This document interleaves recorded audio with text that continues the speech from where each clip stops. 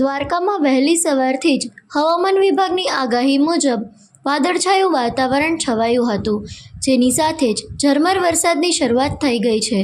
દરિયામાં સર્જાયેલા ભારે કરંટના કારણે ગોમતી ઘાટ પર 10થી 12 ફૂટ ઊંચા મોજા ઉછળતા જોવા મળ્યા હતા.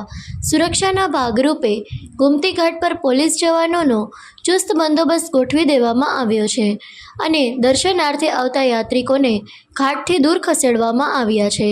સંભવિત આપત્તિને પહોંચી વળવા માટે તંત્ર દ્વારા વ્યાપક તૈયારીઓ કરવામાં આવી છે. દ્વારકામાં એનડીઆરએફની ટીમને તૈનાત કરવામાં આવી છે, જેમાં 30 જેટલા જવાનો તમામ પ્રકારના રેસ્ક્યુ સાધનો અને ડોગ સ્ક્વોડ સાથે સંપૂર્ણપણે સ્ટેન્ડ બાય રાખવામાં આવ્યા છે. જરૂર જણાતા નીચાણવાળા વિસ્તારોમાંથી લોકોનું સલામત સ્થળે સ્થળાંતર પણ કરવામાં આવશે. વરસાદની આ આગાહી વચ્ચે સમગ્ર પરિસ્થિતિ પર નજર રાખવા માટે જિલ્લા વહીવટી તંત્ર દ્વારા વિશેષ ઇમરજન્સી કંટ્રોલ રૂમ પણ કાર્યરત કરી દેવામાં આવ્યો છે.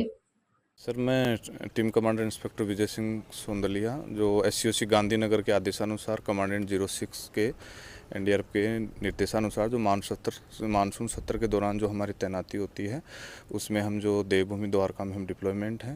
क्योंकि अभी जो 24 घंटे का जो रेड अलर्ट वार्निंग यहाँ से मौसम से संबंधित दिया गया है, तो उसमें जो द्वारका भूमि के जो भी प्रशासनिक अधिकारी हैं उनके लगातार हम संपर्क में हैं.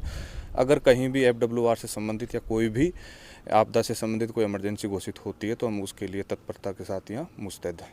सर, कितने लोग यहाँ पे तैनात हैं? मेरे साथ मेरी पूरी टीम कॉन्सेप्ट है, जिसमें 30 मेंबर हम यहाँ पे मानसून सत्र में ड्यूटी के लिए तैनात हैं.